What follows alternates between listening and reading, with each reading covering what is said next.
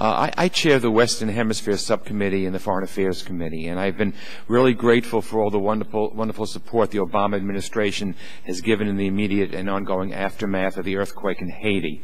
But as you know, the hard work continues. We expect a great number of Haitians to join their relatives in New York and in other areas of the country. And we welcome these children and families, but we need to ensure that our states and localities have enough resources to give them and our existing students the support and education they require. And as you know, our states and localities are already cash-strapped during this difficult economic time. Within the HHS Office of Refugee Resettlement, the Refugee School Impact Grant Program has stayed flat-funded at $15 million for the past 5 years, even in this year's budget, which came out after the earthquake.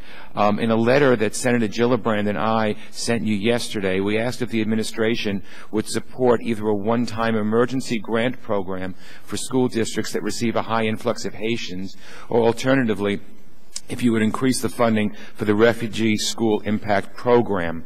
While the broader Social Services and Refugee Program, which funds the School Impact Program, was granted an extra $25 million in the FY11 budget, your staff said the School Impact Program would be unlikely to see a bump in funding. I find that troubling. So I'd like to ask you, would you commit to working with me on this important issue to give our schools and communities the support they need if there is an influx, and we know there will be, of Haitian children putting strains on school districts? Well, Congressman, we would be glad to work with you on all the ramifications of the Haitian situation, which, as you know, we're just beginning to try and sort out. But yes, I'd be very happy to continue that dialogue. Thank you. Thank you very much.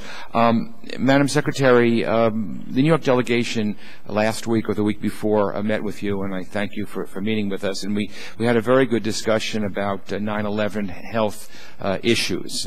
As you know, and we had discussed it, all Americans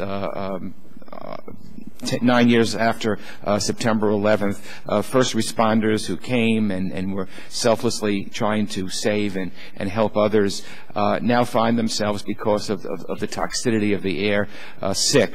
We estimate there are about 20,000 people who were sick, coming from 431 of the 435 districts across the country. And some have died, unfortunately, others are disabled. We were hit, New York was hit, not because we were New York, but because we were a symbol of this country, and it is an ongoing fight in the war against terror. We had a discussion about whether the administration would commit to funding in the bill the health that we need, the health care that we need for this bill, and I know we're talking about it. So I'm just going to ask you if you would commit to working with us to pass a comprehensive 9/11 health care that's paid for. I would very much like to work with you on that issue. As you know, the President's budget doubles the amount of funding in the project for 2011, and we look forward to working with you and others in the delegation on a long-term permanent solution.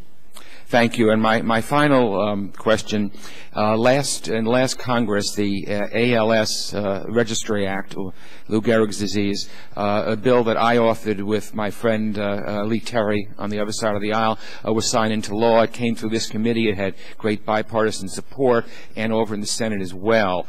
I was disappointed, though, to see that the administration cut the ALS Registry's funding by over $200,000 in FY11 from what Congress appropriated last year, and Congress didn't appropriate the full money. The act was authorized for over $10 million per year and is funded at just a little under $5.8 million. So to take $200,000 away from the underfunding of $5.8 million is something that's very disappointing. So I will ask you again, will you continue to work with me and with Congress to ensure that the CDC has the resources it needs to fully implement the ALS registry? We are aggressively, Congressman, moving toward the implementation of the full registry, which we anticipate having online at 2011. The full funding that you referred to, the $10 million, is not essential during the planning phases, and the cut that you're referring to